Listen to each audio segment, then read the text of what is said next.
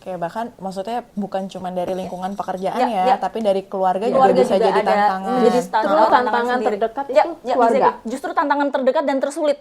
Keluarga. Kalau kita di kantor, kita marahan sama orang, kita bisa cut off, kita bisa selesai. Tapi kalau sama keluarga itu nggak bisa.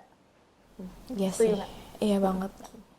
Paling sulit. Jangan galak-galak lah. Ya ampun, kenapa gue sama kita? galak banget jujur.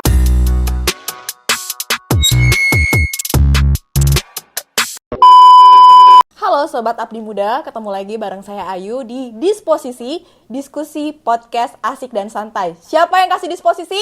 Masyarakat. Nah, hari ini kita lagi pengen bahas tentang ASN juga manusia, bahwa mental health dan juga kesehatan fisik itu penting banget terutama di dunia pekerjaan. Saat ini saya sudah bersama dengan sobat-sobat Abdi Muda yang luar biasa sekali hebat. Ada di sebelah kanan saya ini Ayuna, dia ini adalah pegiat makan sehat. Kemudian di sebelah ujung itu ada Ainun, beliau adalah seorang penyintas depresi. Dan kebetulan di sebelah kanan saya ini ada Karahma, beliau juga adalah penyintas PTSD dan juga depresi ya Mbak. Dan paling ujung itu ada Yusi, beliau adalah seorang pegiat olah rasa atau suka banget nari dan juga pegiat mental health juga ya.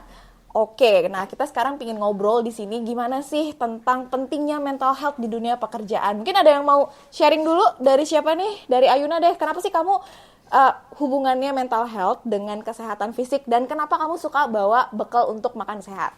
Oke, jadi awal mulanya itu berawal dari sebenarnya aku di sini mungkin yang paling Gen Z ya di antara ini ya. Paling Gen Z. Ini masih anak bawang nih masuk PNS-nya. Jadi awal-awal waktu masuk PNS ini sebenarnya kayak awal mula masa-masa kritis yang efisiensi banget gitu. Nah, terus gimana sih sebenarnya menghadapi hal-hal seperti itu di dunia kerja gitu ya.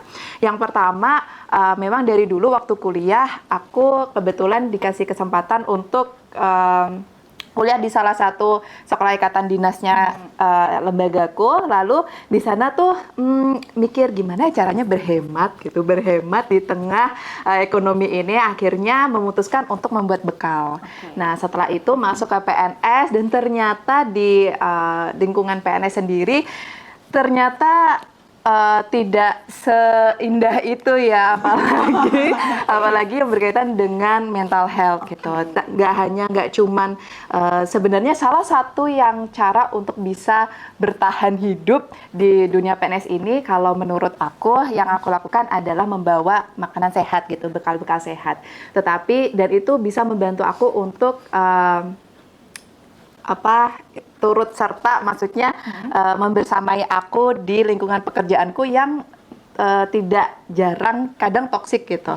Kalau aku yang aku alamin mungkin ini juga terjadi di lingkungan kerja teman-teman juga kakak-kakak di sini itu banyak kejadian pelecehan seksual yang paling sering adalah verbal sih gitu.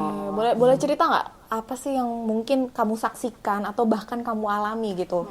Kalau aku waktu itu pertama kali masuk itu masih istilahnya masih jadi yang paling kecil gitu ya karena baru masuk.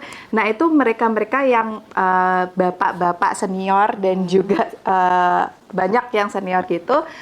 Entah background-nya karena memang mereka senior lalu senioritas dan lain sebagainya, tetapi kebanyakan atau memang pribadinya sendiri yang seperti itu mereka menggampangkan hal-hal yang menurut aku itu sebagai suatu kata-kata yang mengarah ke pelecehan seksual dan itu tidak nyaman. Teman-teman juga mungkin yang Gen Z ini sudah mulai sadar gitu tentang mental health kalau ini tuh nggak nyaman dan ini bisa membuat keseharian terutama di kantor itu tidak nyaman juga. Makanya dari situ juga akhirnya nggak hanya menyelesaikannya tuh nggak hanya di kantor tapi juga butuh bantuan profesional, itu yang penting.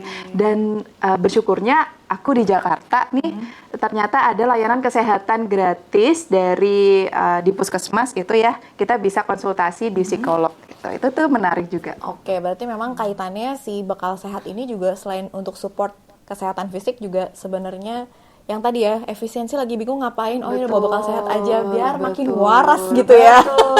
Luar biasa. Mungkin teman-teman ada yang mau sharing juga, kan tadi Yuna udah cerita nih pengalamannya dia. Mungkin dari Yusi, pernah nggak sih mengalami hal tersebut gitu yang tadilah toksik atau apa gitu di lingkungan kerjanya?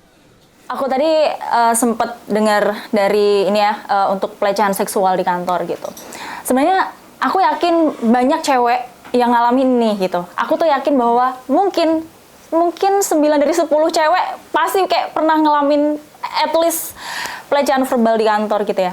Karena aku sendiri juga ngalamin gitu. Karena pada saat itu aku pernah dibilang gini, Mbak Yusi pantes ya masih single terus. Soalnya cowok-cowok kan suka ceweknya yang maaf dadanya gede gitu. Aku agak kaget sih pada saat itu tuh.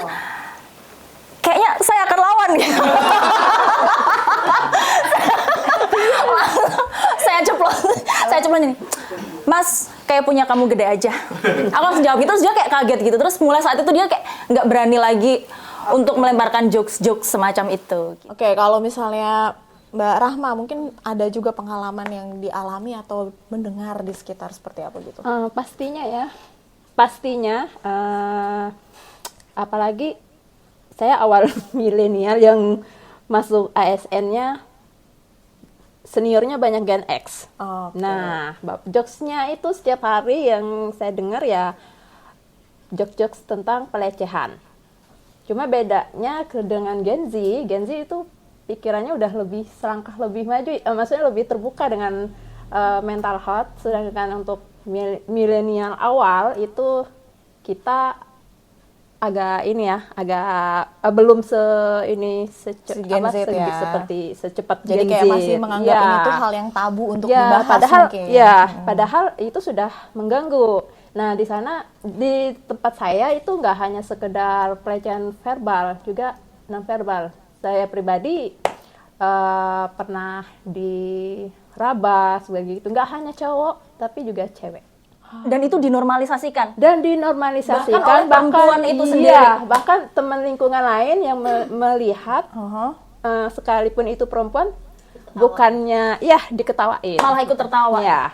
Dan begitu kita mengatakan maksudnya komplain itu apa sih? Dibilangnya Bercanda doang. Seperti baperan itu. gitu. Iya. Saya juga setelah saya berani, saya akan lawan gitu. Orang-orang bilangnya Mbak Yusi tuh galak gitu. Pantesan single terus karena galak. Emang saya galak, makanya jangan ngatain. Saya bilang gitu. Oh, keren. Saya nggak lawan. Nah, kalau Kak Ainun. Iya, kalau Kak Ainun mungkin ada cerita juga nih. Sebenarnya nggak jauh beda kayaknya sama Kak Yusi ya, karena kalau aku pribadi di kantor kayaknya orang udah taunya aku galak gitu ya. Nggak, kalau aku secara jadi korban banget tuh emang nggak pernah. Tapi lingkungan aku, teman-teman aku yang nggak pakai jilbab, terus dia rambutnya lagi dikuncir agak tinggi, terus dikuncirnya tinggi kayak pramugari, lehernya kelihatan. Itu kenapa ngomong kayak gitu kan maksudnya. Yang roknya kadang ya roknya selutut sih normal. Roknya bagus ya pendek gitu. Kenapa gitu kan? Nah yang kayak gitu-gitu kadang aku yang bantu lawan, karena kadang memang yang melakukan itu biasanya ada relasi kuasa yang kuat juga gitu. Mereka beraninya ngomongnya sama orang yang secara angkatan di bawah gitu loh. Entahlah sama CPNS, entahlah sama yang pokoknya lebih junior gitu. Nah biasanya kayak gitu, dan makanya nggak berani ngelawan. Biasanya kalau aku kayak gitu, aku langsung bilang, ini ada CCTV ya mas, kalau misalnya kayak gitu bisa gue laporin, bisa langsung kegituin. Ini ada CCTV, gue bisa minta sama orang umum kalau mau kayak gitu, karena itu masuknya pelecehan. Dan aku nggak takut untuk ngomong kayak gitu, karena itu udah meresahkan gitu, walaupun bukan langsung ke aku yakin yang terima kan juga nggak nyaman gitu kan, cuman nggak berani ngomong, apalagi ya masih CPNS, masih pakai baju putih hitam gitu. Dan kan. nggak semua orang bisa se-outspoken itu. Betul. Apalagi gitu. kalau kita dengan yang punya power lebih tinggi daripada kita. Betul. Kalau kita cuma sama senior, alah sama-sama umbi ini ya udahlah, kalau berantem kayak udah. Dan itu akan menjadi konflik batin ketika itu yang melakukan pelecehan verbal itu adalah orang yang punya posisi di atas kita. Gitu. Ya. Itu mungkin kita agak segen kalau kalau melawan gitu kan. Karena saya pernah digituin juga oleh orang yang punya power yang lebih tinggi gitu. Karena pada saat itu dibilang, Yusi akhir-akhir ini saya lihat kayak badan kamu lebih berisi ya gitu. Saya agak kaget sih, kok bapak lihat badan saya gitu. Langsung saya karena kaget, kan saya nggak mungkin ngelawan nih orang gitu, karena bahaya gitu. Saya bilang, gimana pak, bisa diulang lagi tadi bapak ngomong apa? Saya bilang gitu. Terus dia kayak nggak enak sendiri gitu. Mungkin itu cara juga untuk kita counter orang yang lebih punya power. Jangan takut buat ngomong sih gitu. Intinya itu, jangan takut buat lawan, baik kita sebagai objek atau kita cuma dengar, karena kadang-kadang pun yang objeknya sebenarnya nggak nyaman tapi nggak berani ngomong gitu loh. Karena pokoknya, ada tekanan gitu. Betul. Pokoknya kalau kita udah nggak nyaman, kan biar gimana kantor itu kan lingkungan profesional ya.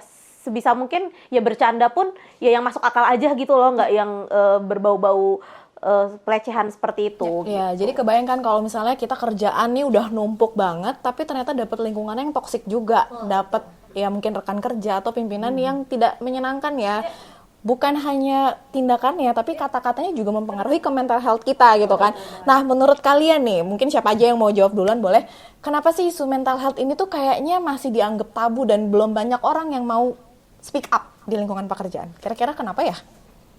Mungkin ada yang mau. Kalau menurut aku sih lebih dari lebih karena gaslight ya. Gaslightnya lebih karena gitu aja lebay loh, gue lebih banyak kerjaan daripada lo, tapi gue bisa mengerjakan itu, tapi lo kenapa lemah gitu. Biasanya kayak gitu. Jadi kita tidak berani untuk speak up karena pasti kalau kita ngomong kita dianggapnya lemah, kita dianggapnya drama, kita dianggapnya tidak capable untuk melakukan itu. Padahal sebenarnya kalau kita minimal sambat kayak punya temen curhat di kantor atau kita sambat, sebenarnya itu normal aja gitu. Oke, kalau Mbak Rahma mungkin mau cerita Dianggapnya juga. ini sih, kamu dulu punya dosa apa bisa mengalami depresi seperti itu. Terus belum nikah bisa Kurang jadi sholat gitu ya, kurang ibadah gitu ya. tahajudnya kurang ditambah. Apakah saya harus bilang ke kamu, Pak, Bu, saya tahajud dulu ya? Seperti itu. Oke, jadi kayaknya orang masih berpikiran bahwa isu mental health atau depresi ini tuh erat kaitannya karena kurang ibadah. Padahal bukan itu ya. Mungkin mau ada yang cerita lagi Ainun atau? Sama mungkin gini, kadang-kadang masalah yang menimbulkan depresi atau apa juga nggak selalu dari lingkungan pekerjaan sebetulnya. Kadang pun ada dari entah keluarga dan rumah. Nah, permasalahan itu adalah ketika ternyata itu ada efek sedikit di kantor, itu kita dianggap nggak profesional. Padahal permasalahan kesehatan mental itu bukan hal yang bisa di on off gitu loh, bisa nggak bisa oke nyampe kantor harus profesional ya kita maunya gitu tapi kan kadang-kadang nggak bisa gitu. Ada momennya ketika itu saya lagi sering-seringnya menghadapi panic attack dan itu udah nggak bisa ngapa-ngapain, nafas aja kadang susah gitu kan, nafas aja susah, mau gerak mau apa tuh nggak bisa gitu. Gimana kita mau kerja profesional, bukan nggak mau gitu, kadang emang nggak bisa. Nah itu dianggap ya nggak profesional sih, itu nggak ini. Nah ditambah lagi dibilang ya kurang kurang berdoa, kurang ibadah, kurang apa. Padahal nggak itu gitu. Padahal ada hal di belakang itu yang emang bikin kita seperti itu gitu. Nah itu yang mungkin jadinya orang merasa kayak udahlah kamu berdoa aja yang banyak gitu. Sama ditambah dengan menghindari tanggung jawab. Dianggapnya gitu. Iya, dianggapnya gitu. Sama ini sih, mental health itu di golongan tertentu, di generasi tertentu itu masih hal yang tabu. Dan suatu hal yang ya aib dan juga belum dinormalisasi gitu di lingkungan pekerjaan. Jadi itu kayak suatu yang baru begitu, baru mereka kenal tuh di zaman sekarang. Atau jadi di sisi lain juga kita punya kontrol atas diri kita ya. Gitu. Betul. Mungkin kalau misalnya kita memang punya isu tertentu gitu, kita punya kontrol diri atas diri kita. Mungkin kita bisa pergi ke psikolog, kita bisa pergi ke psikiater, atau kita ya on medication gitu. Nah ini sayangnya kan Tapi banyak ini orang belum dinormalisasi. belum. Nah tadi maksudnya gini, sayangnya banyak orang itu beranggapan bahwa kesehatan mental dengan kesehatan fisik adalah hal yang terpisah. Padahal no health without mental health gitu kan. Betul. Jadi memang harusnya satu kesatuan gitu. Nah kalian pernah nggak punya pengalaman dianggap gini, kalian harus pura-pura kuat, padahal sebetulnya lagi nggak bisa gitu. Aku boleh sedikit sharing juga ya. Jadi pengalaman aku juga. Ketika akhirnya aku open nih sama orang gitu ya, aku confess, aku bilang sebetulnya 6 bulan belakangan tuh aku habis terapi atau treatment untuk depresi, aku bilang gitu. Tapi sekarang aku udah oke kok gitu. Kemudian orang di sekitar aku cuma bilang gini, salah satu sih, nggak semua. Kamu depresi, kamu kan orangnya ceria, kamu kan selalu achieve, masa sih gitu. Akhirnya ketika mau menceritakan lagi ragu, iya kayak kayak aku nggak akan diterima deh, kayak orang nggak akan percaya deh. Dan kita tuh harus pura-pura kuat kan, maksudnya kayak ketika dikasih kerjaan apapun, ya udah sini gue kerjain, ya udah gue bisa. Padahal bisa aja kan kita sebenarnya nolak gitu karena nggak bisa. Nah, mungkin kalian punya cerita juga. Mungkin kalau aku dulu ya, aku agak sedikit bertolak belakang. Jadi maksudnya bukan, aku justru berharap dapat kerjaan supaya aku bisa melupakan apa yang jadi triggernya itu. Distraksi gitu ya. Distraksi betul. Gitu ya. Itu pokoknya triggerku pada saat itu adalah ya rumah tangga selesai, mamaku meninggal di waktu yang nggak jauh beda. Terus ketika itu aku momen baru pulang Tubel, langsung re-entry di tempat yang betul-betul baru, dimana bener-bener aku ngerasa nggak punya rumah, gitu, nggak punya rumah. Sedangkan di kantor sebelumnya tuh, di kantor yang aku yang awal itu, ya itu aku udah ngerasa rumah dengan segala kurang lebihnya ya. Dan aku masih punya sahabat-sahabat, ada atasan langsungku yang misalnya bisa aku ajak cerita. Ketika aku dilempar di unit yang baru, ini bukan orang-orangnya jahat, orang-orangnya baik, cuma mereka nggak bisa ngasih kerjaan ke aku karena emang bukan ilmuku di situ. Karena gitu. dianggap orang baru juga. Dianggap orang baru, mereka juga nggak enak mau ngasih kerjaan apa. Anak ini re-entry kok, bukan pegawai baru gitu ibaratnya. Jadi mereka juga bingung. Jadi aku betul-betul nggak tahu mau ngapain, ngerasa kehilangan rumah, nggak ada apa-apa. Itu lagi sering-seringnya panic attack datang gitu. Jadi kayak nggak bisa apa-apa. Nah pada akhirnya alhamdulillahnya unit asalku itu termasuk yang baik. Aku ngomong sama pimpinan-pimpinan, Mbak, aku mau balik lagi dong ke sini. Aku bilang bahkan sama kapusku eselon 2, Pak, saya mau balik lagi dong. Sampai ke eselon 1 bilang, yaudah nanti saya bikinin surat undangan biar kamu sering-sering rapat ke sini, biar kamu ke sini aja gitu. Biar cepat selesai juga re-entry-nya. Jadi sebetulnya di satu sisi unit itu juga sangat amat membantu ya. Kebetulan kalau ada orang-orang yang kita bisa ajak ngobrol, itu tuh bisa ngebantu kita mendistraksi. Dan aku jadinya dikasih kerjaan dari unit asal, walaupun saat itu aku lagi bertugas hitungannya kan di unit yang re-entry gitu. Nah, dengan itu terus aku ditambah lagi akhirnya aku gym. Nah, itu juga akhirnya supaya ketika pulang ke rumah nggak keinget lagi tuh apa-apa gitu, udah capek gitu kan, kantor, gym, pulang udah tinggal tidur gitu. Bisa ya obat-obatan, medication juga membantu. Cuman kadang-kadang jeleknya medication itu adalah kita dibikin cepat ngantuk. Mungkin teman-teman yang medication dari psikiater tahu ya, itu kita dibikin ngantuk gitu. Mungkin dibikin itu dibikin relax, tapi akhirnya jadinya ngantuk. Kadang-kadang bikin kinerja tuh jadi agak turun gitu ya, gimana ya namanya kalau kerja ngantuk ya gitu kan. Terus cuman ya alhamdulillahnya balik lagi ketika aku bisa ada tempat untuk bercerita di unitku yang lama, dan alhamdulillah sekarang juga udah balik lagi, dan itu ngebantu gitu. Intinya sebetulnya pada akhirnya harus bisa mencari orang, walaupun nggak semua orang mungkin paham.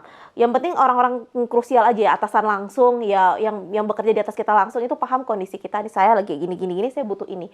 Saya butuh dikasih kerjaan nih gitu buat distraksi gitu, dan itu membantu gitu ternyata. Jadi justru kalau kita dapat lingkungan yang oke dan kerjaan yang oke, itu jadi coping mechanism Betul, kita ya untuk betul. bisa keluar dari permasalahan depresi itu, supaya nggak overthinking terus mikirin itu gitu. Mungkin ada yang mau sharing lagi? Mungkin aku kasusnya sama ya. Jadi ketika setelah Tubel kembali lagi ke Indonesia tuh aku kayak ngerasa beradaptasi kembali dengan semuanya. Aku ngerasa aku tidak kenal dengan siapapun. Bahkan temanku saya bilang gini, kamu kan lahir di Indonesia, gede di Indonesia, kerja di Indonesia. Kenapa ketika kamu pergi yang cuma 2 tahun itu, lalu kembali lagi ke sini, kamu merasa jadi orang lain, kamu merasa asing. Ya tapi itu yang saya rasakan gitu. Tapi memang karena saya memang udah rutin konsultasi dengan psikolog dari sejak COVID gitu. Jadi saya rutin konseling dan sampai pada saat itu ketika semuanya jadi chaos, aku pada saat itu sih ngerasanya semuanya chaos gitu. Karena ada banyak stresor juga gitu. Terapisku tuh bilang gini, kamu itu harus punya anchor atau jangkar. Dan itu PR kamu untuk menemukan jangkar kamu tuh di mana gitu. Ada orang yang jangkarnya tuh bekerja, itu ada. Ada orang yang jangkarnya itu di bidang seni gitu, ada orang yang jangkarnya tuh nulis, ada macam-macam orang. Dah PR kamu adalah menemukan jangkar kamu tuh apa. Itu aku berpikir keras, ngapain ya. Terus aku mikir-mikir apa ya yang membuat aku tuh selama ini happy, terus nggak kepikiran apapun, dan aku di situ happy, nggak ada tekanan sama sekali. Oh, aku kembali ke seni gitu. Karena memang dari dulu, dari aku kecil ya memang itu duniaku gitu. Selain jadi PNS aku selalu kembali di bidang itu dan itu. Aku sampai sekarang juga aku semakin rutin pergi. Sekarang aku lagi aktif nari gitu. Nari apa tuh? Nari Jawa. Karena kita kembali ke asal. Benar, kembali ke asal, kembali ke rootku sendiri gitu. Karena setelah aku inget, iya ya dari kecil aku dulu udah main gamelan, aku udah nari, aku udah gambar. Jadi aku bikin second account itu buat bikin artwork aku. Aku upload semuanya di situ, setiap aku gambar aku upload di situ. Terus aku pergi nari gitu. Dan ketika aku nari atau ketika aku pegang instrumen alat musik gitu, ya aku merasa aku tuh patuh terhadap irama, bukan patuh kepada kepala yang berisik gitu. Keren banget. Mungkin itu cara aku, mungkin ada jangkarnya yang lain. Iya. Orang lain punya jangkar Caranya yang berbeda seperti kamu tadi, jangkarnya bekerja. Iya, silahkan, itu which is good gitu. Nah, mungkin Yuna, jangkar Yuna apa nih kira-kira? Jangkarnya gini, jangkar ya, jangkarnya ya. Aku kalau dibilang pura-pura kuat enggak. Jadi mungkin ya kalau misal teman-teman Gen Z itu aku cuti itu alasanku butuh istirahat dan liburan. Oh iya, itu beneran tidak ada alasan keluarga atau apa, itu bener-bener kalau emang aku mau istirahat, gak ngapa-ngapain di kosan, di rumah gitu ya, cuman butuh istirahat gitu. Dan itu alhamdulillahnya pimpinan-pimpinan di tempatku sangat suportif dan ya di ACC. Nah di waktu cuti kayak gitu aku ngapain? Aku sih melakukan cooking terapi ya, karena Pada akhirnya kamu bikin itulah balik lagi ke Suka masak ya kan? and finally you found your own anchor. Yes, exactly. Jadi cooking terapi itu ternyata kata psikologku juga itu merupakan salah satu terapi yang bagus karena apa? Bisa grounding, menyentuh air, terus dengan memegang tekstur dari bahan, terus kita memikirkan, kita tuh juga bisa berkreasi gitu di sana. Kita bisa mengatur apa yang ingin kita tumpahkan gitu, kreativitas apa tuh yang di cooking itu, kita masak mau apa, dan itu setelah hasilnya bagus, setelah hasilnya enak, happy, dan kita punya validasi atas diri kita sendiri. Validasi. Jadi kita nggak nyari validasi di luar ya, Say. Yes, Kita benar. cukup dengan validasi. Validasi, wah hebat juga ya gue bisa masak gitu. enak lagi. Enak lagi. Iya. Nah, kalau Mbak Rahma apa nih? Kira-kira jangkarnya apa? Jangkarnya. Nelayan kali jangkar. Kapal ya. Kapal. Jangkar. Kalau nggak salah ini ya, usaha bikin telur asin nggak sih? Awal pertama justru menulis. Itu kan Dulu jadi ada kurang lebih 15 buah buku antologi. Nah, itu memang ini ya cara meregulasi emosi. Jadi menumpahkan lewat tulisan. Terus kedua bikin smoothies, minuman. Oke. Itu Kita dibawa nggak? Ah? Kita bisa tawarkan ke netizen. Lagi Terus telur asin. Nah, itu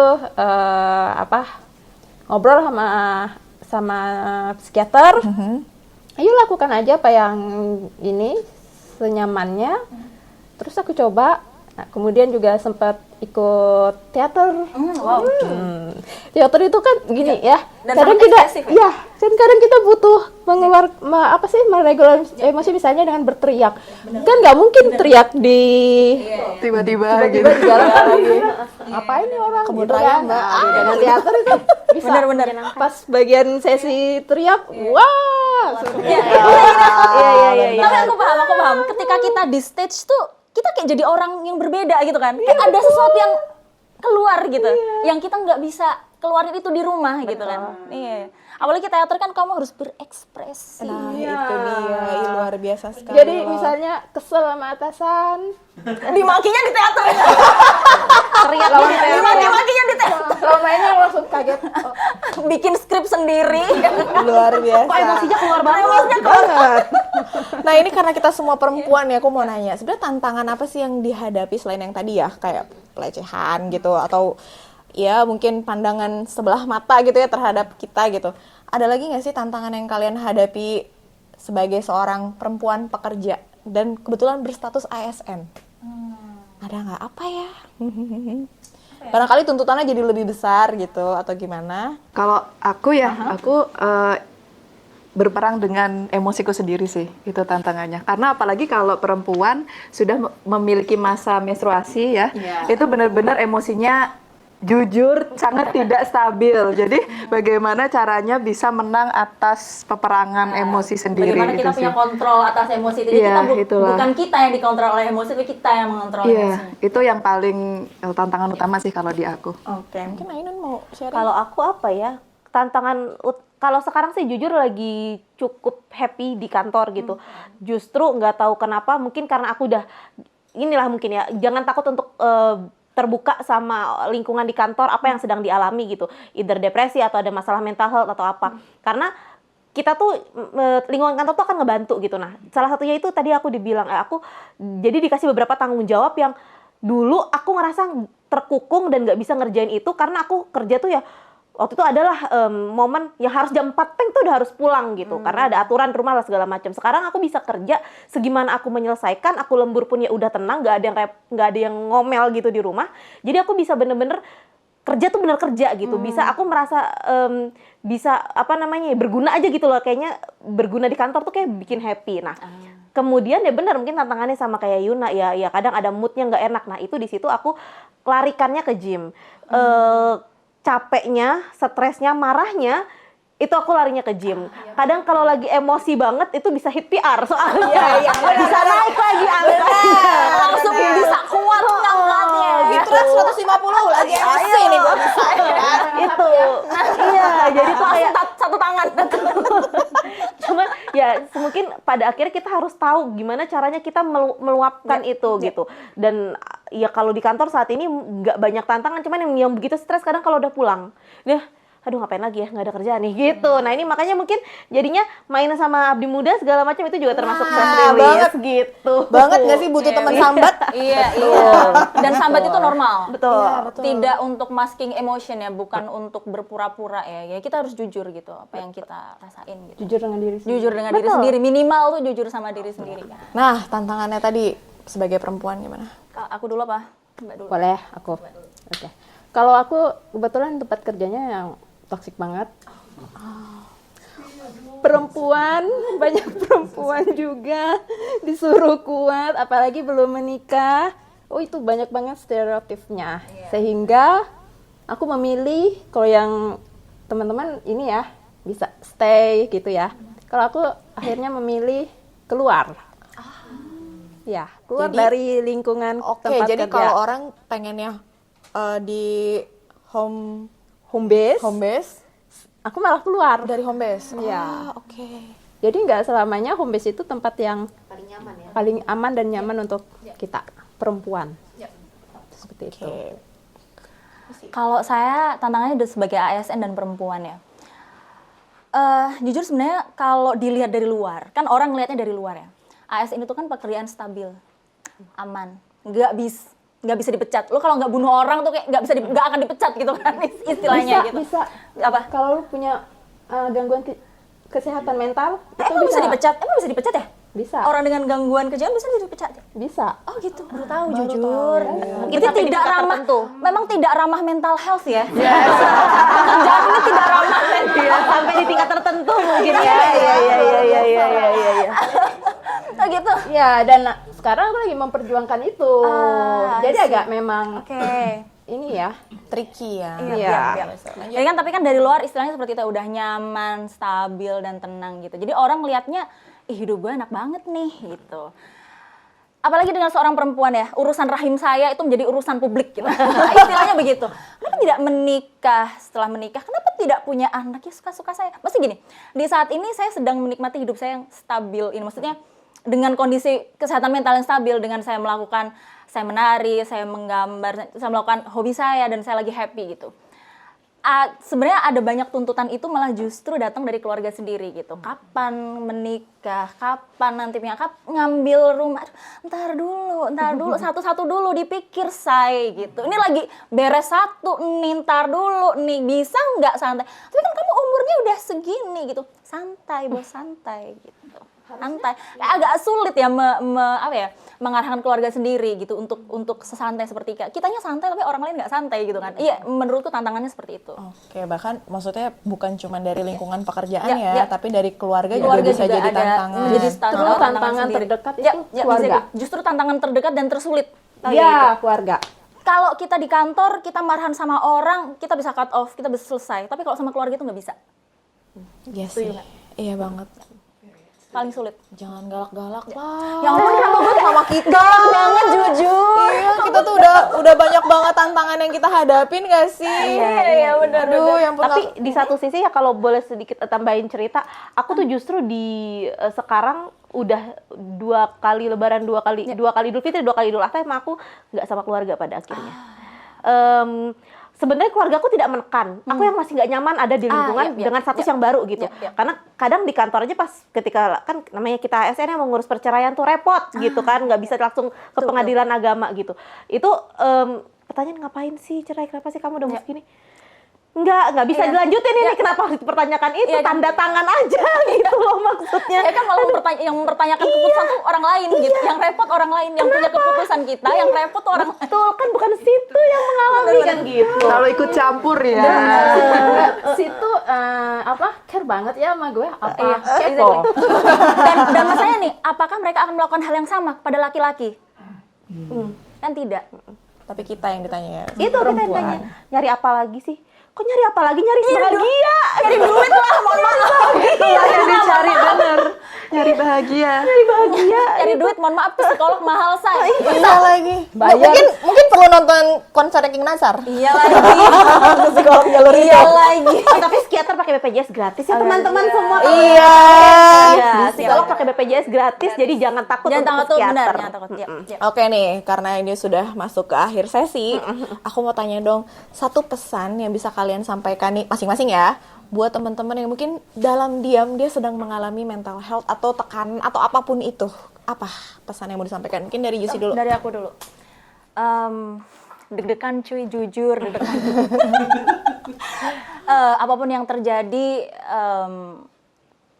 tetap keep moving forward ya teman-teman. Maksudnya gini, keep moving forward itu bukan berarti kamu harus terus-terusan berlari kencang. Tapi kadang kita berhenti nafas sejenak, lihat kanan kiri, atau kamu melihat ke dalam diri kamu sendiri, itu termasuk moving forward. Udah itu aja Keep sih. moving forward. Kalau Ayuna, Pesanku sih buat ASN terutama perempuan ya, protect yourself very well. Jadi kayak lindungi diri kamu dulu sendiri sebaik-baiknya, karena percayalah orang di sekitarmu itu belum tentu bisa menjadi pelindungmu. Gitu. kalau misalnya Karahma, Percayalah, yang terbaik itu dirimu, yang paling layak dihargai dirimu. Orang kalau yang sakit dirimu, kita sakit bisa digantikan oleh orang lain, seperti itu. oke, jadi harus pentingkan Ya, dulu diri setelah sendiri. setelah badai pasti ada pelangi. Oke, luar biasa. Sekarang dari Ainun. Kalau dari aku yang pertama jujur sama diri sendiri, dan jujur kalau bisa cari, apalagi khususnya di lingkungan kerjaan sebagai ASN, cari orang yang memang bisa ngerti kita, kasih tahu keadaan kita sejujur-jujurnya. Jadi kalau memang lagi ada, apalagi kalau kondisi mental lagi menurun, itu ada yang bisa ngerti gitu. Karena ya balik lagi, mental itu permasalahan mental bukan cuma luka di kaki atau di badan yang bisa di on off gitu.